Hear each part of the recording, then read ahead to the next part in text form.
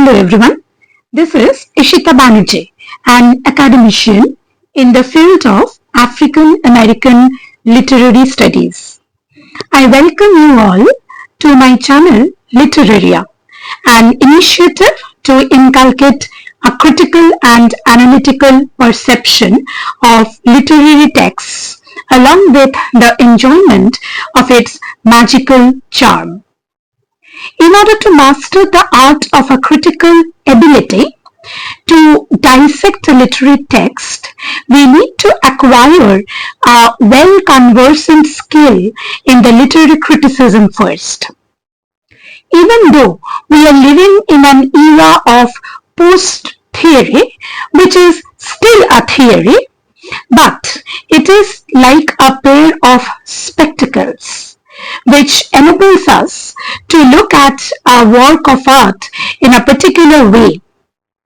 Suppose we analyze a text from a post-structuralist point of view. We develop a particular pattern, and the same text, while read from, say, a Marxist point of view, will provide us another set of pattern. So a literary text, therefore, can have numerous patterns of analysis emerging from the multiple ways of reading.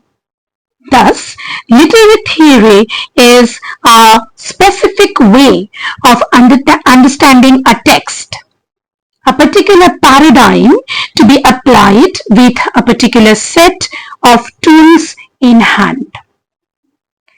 Now, in my career of more than a decade of professional teaching, I have found that students often maintain an antipathy or a sense of fear towards the literary theories. In this channel, I would like to address this fear first and then would try to ease out this pain as much as possible with an extensive reading of the theories. I would begin with the postcolonial literary theory. The very first thing we would focus on is the way it is spelled. Postcolonial, that is a hyphenated word which refers to a chronological or temporal reading, which is after historical phenomenon of colonialism. And the other one is the non-hyphenated word, postcolonial, thereby referring to a critical and cultural response towards the practice of colonialism.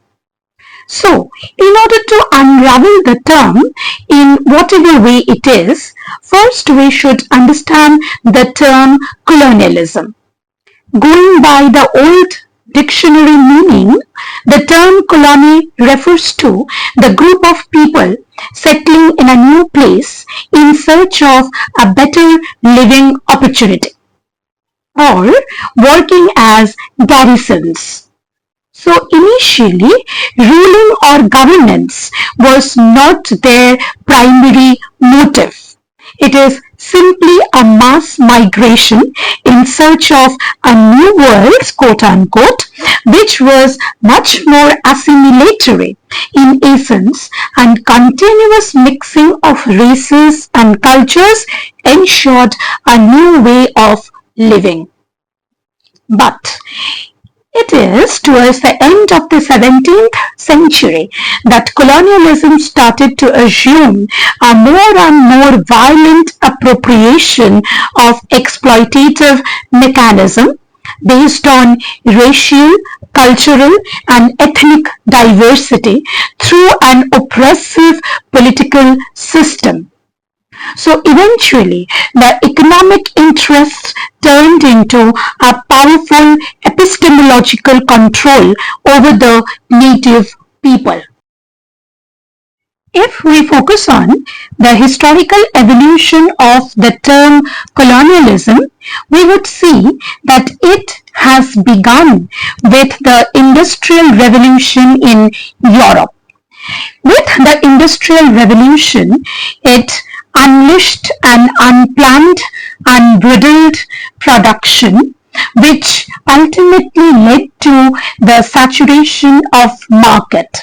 So the people did not have their things to sell in the markets, which ultimately leads to an economic stagnation, which means that the capital has already been invested, but the profit has not been coming to the home. This is leading towards an European imperialism. Now, this European imperialism has two phases.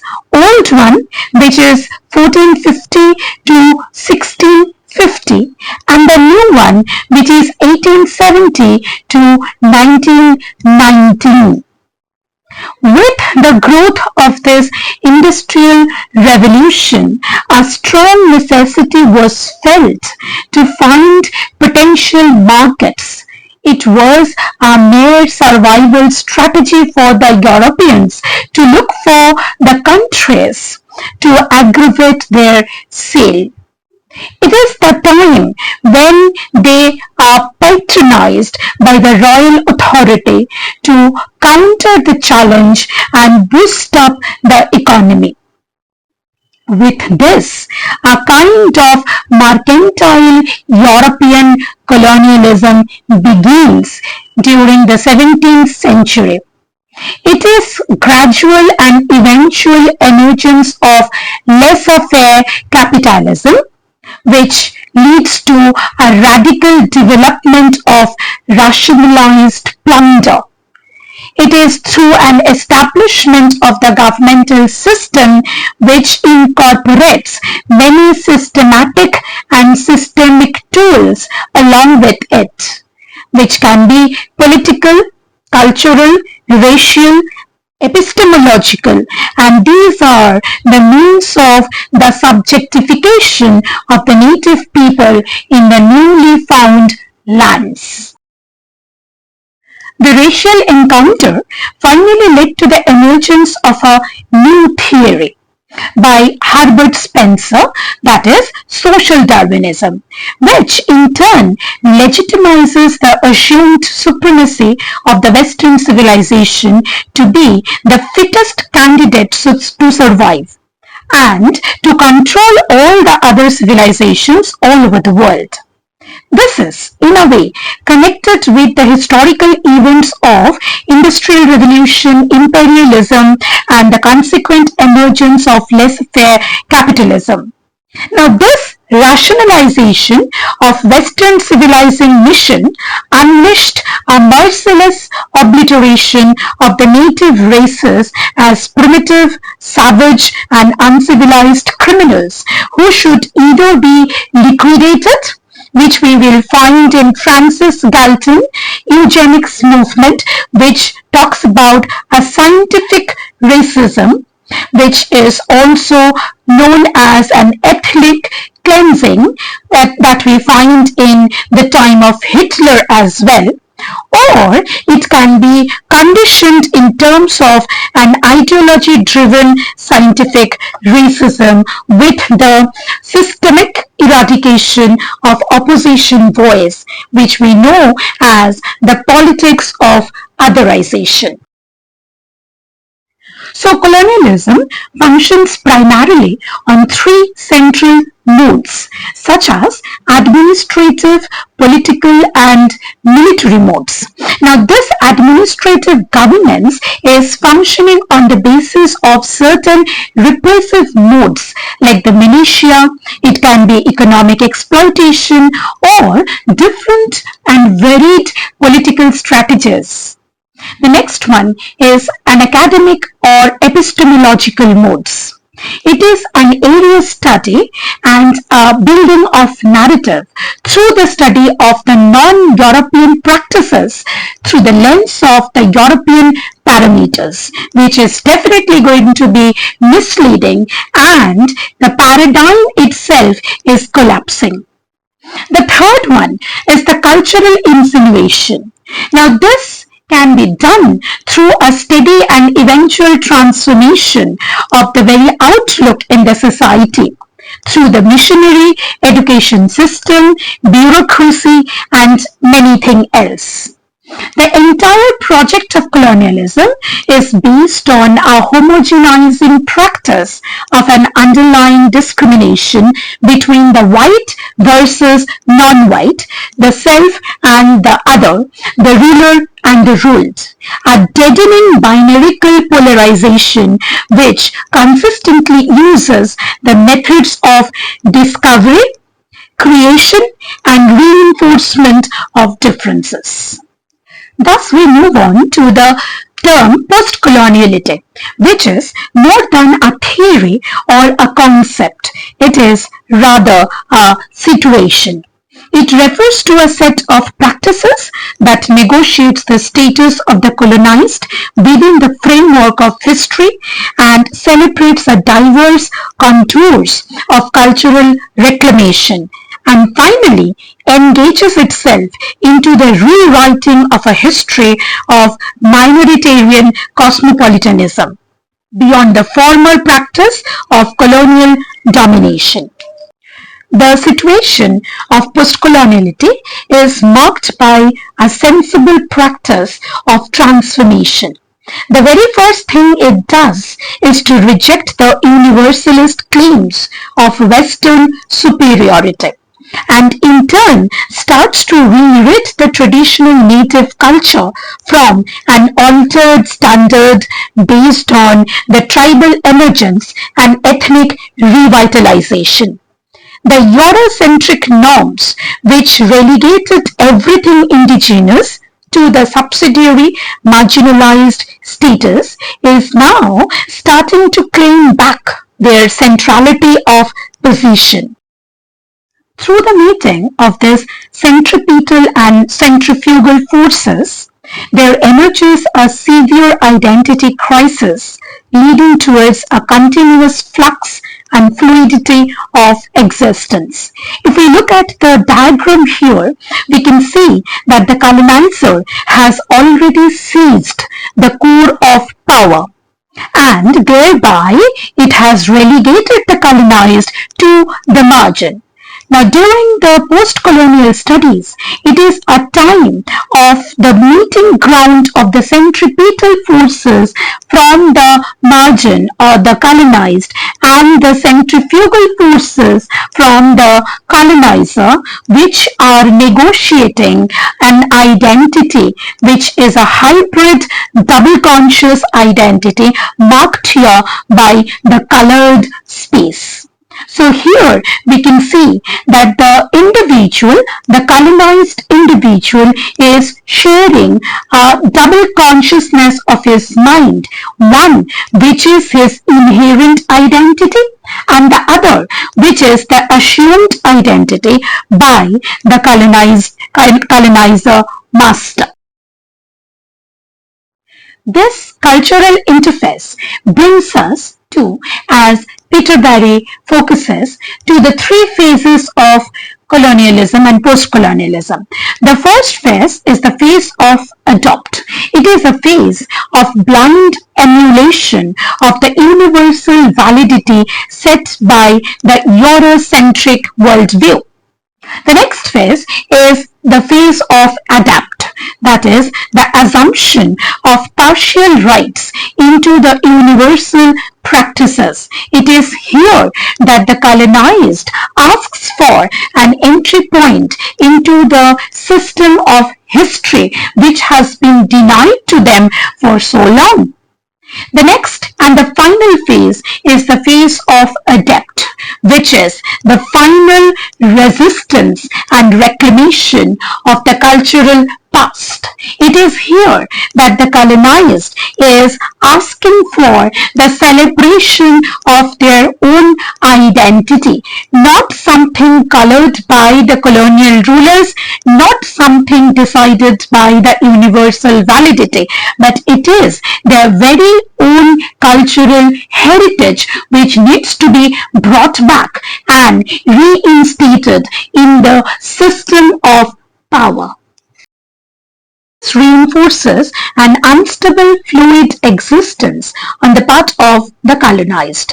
The process ultimately accounts for a typical homogenization of the entire colonized as the self and other, and establish the politics of otherization to authenticate their dominance.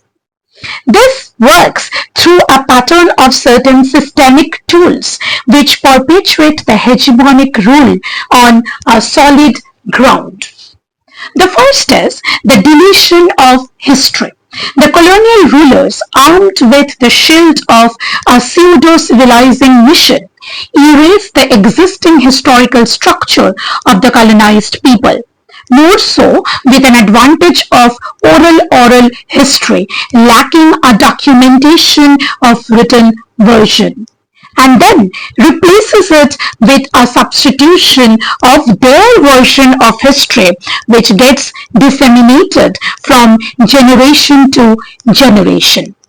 The second one is the dehumanization, animalization, and infantilization. The new version of history projects the colonized as a dehumanized, savage, and barbaric entity, bearing all the marks of a bestial existence, an infantile vulnerability, where the supremacy of the colonizer is essentially needed for the survival of this weaker people. The third one is a cultural denial. As Edward Said emphasizes upon the production of knowledge about the Orient based on the structure of power, that is the power knowledge discourse by Foucault, and he borrows from it, the colonizers will not only reject and deny the cultural truth of the colonized and identify them with a repository of everything negative that the colonizers do not want to acknowledge for themselves, such as cruelty, sensuality, etc.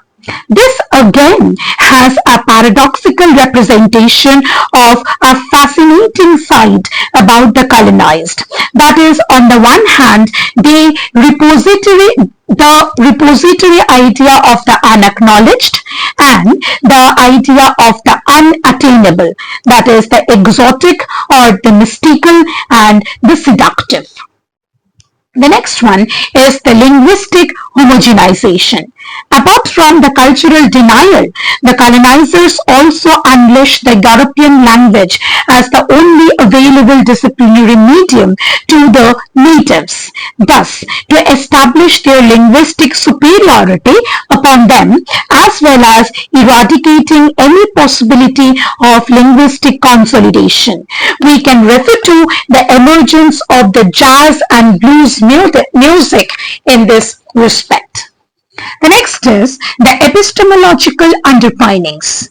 The colonial rulers used the epistemological areas in such a way that would inevitably undercut the indigenous existence in a very subtle pseudo-logical pattern.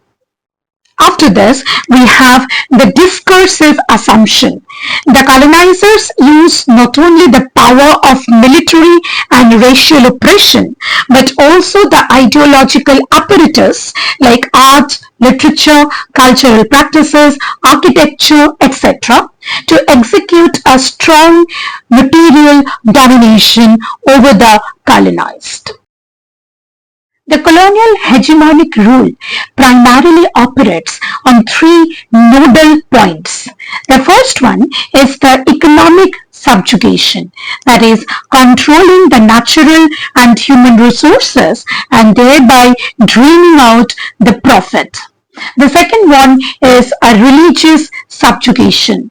Through the use of Christian missionaries, they start to defy the entire belief system and faith structure of the colonized people and thereby ensure the destruction of consolidation. The The third one is a linguistic subjugation. By establishing the master's language as the only available disciplinary medium, the colonizers not only unleashed a systematic and systemic crippling of the indigenous linguistic diversity, but also led to the creation of a hybrid identity completely cut off from the cultural fountainhead. Hence, postcolonial literature or Commonwealth literature designates the reclamation of past glory of the natives and seeks an entry point into the history by rewriting it from a new perspective. In the changed context of a neo-colonial globalization, the colonized person now reaffirms his identity through a consistent process of resistance and negotiation beyond the assumed fluidity of cultural consciousness. Postcolonialism therefore devotes itself to the rupture of the long-drawn historical and cultural amnesia by crucially interrogating certain accepted normativity. The primary idea of identity formation in the post or neo-colonial matrix operates on certain parameters.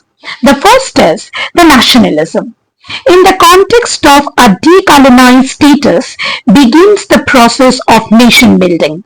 This insinuates a cultural reaffirmation by going back to the tradition of cultural rerouting and by strengthening the belief system. In terms of the political and economic solidarity, it looks for an alternative methodology beyond the exploitative mechanism of the colonizers. The second one is the rejection of universal humanism. The postcolonial literary criticism strategically undermines the universalist claims of Eurocentric liberal humanism, which judges everything on the basis of a singular, supposedly universal standard and instead promotes an individualistic, tribal, native, and indigenous cultural practices. The third one is the European modernization versus nativism. In the question of nation building after the process of decolonization, the newly independent countries started to evolve their own economic texture beyond the European industrial modernization to an assimilative rural economic self-sufficiency. The next is migration and multiculturalism. Since the days of the inception of the colonial rule, the native history was marked by a continuous cultural interface leading towards the emergence of a multilingual and multicultural ethnicity which bears the scars of mass migration, displacement, and diaspora. The next one is the subaltern studies. In the quintessential postcolonial rereading, a sincere attempt is made to retrieve the lost history of all the subaltern groups in terms of certain fundamental categories of race, class, caste, gender, ethnicity, economy, etc. It challenges the colonial prejudices encoded in the literary text and cultural practices and then strives to create an alternative possibility. According to Spivak, we can also talk about the negation of can the subaltern speak? The rhetorical question which emerges out of her writing is answered positively by the postcolonial rewriting. The next one is the reconstruction of memory. The process of rewriting the history essentializes a very difficult, if not impossible, process of recreating an intensely aware chain of memory. lying beneath the layers of the colonial representation without a single colonial contamination. So memory plays a significant role in the reinstatement of colonial rule. I would end my discussion with a brief hint at the neo-colonial state of nation building. After the process of the decolonization, which is a physical liberation from the clutches of colonial rules, the newly independent countries had to face a tremendously difficult enterprise of building its own administrative system. It is difficult primarily because of this centuries of economic exploitation that practically drained out all natural and human resources from the native land. And secondly, or perhaps more significantly, because of the perpetual economic exploitation by the European powers that practically rooted its strategic presence in the native lands. Although the non-European states are physically decolonized, but their crippled existence continues to depend upon the mechanism of a liberal global economy which is ultimately dominated by those former masters. In spite of the physical and temporal independence, the political power and control has transferred from the colonial rulers to the native rulers, who create an unholy nexus among the politician, businessmen, military system, and the policymakers, whose collaborative contribution to the system of exploitation remains even more insidious and detrimental for the independent emergence of the former colonies into the powerful nation states. The idea of neocolonialism, therefore, remains a subversive pattern of victimization, perpetuating the form of discriminatory, exploitative globalization. Enough for now. In my next attempt, I will try to focus on the individual postcolonial critiques with their essentially innovative ideologies. Till then, please stay tuned and support my effort by subscribing to my channel. Thank you all.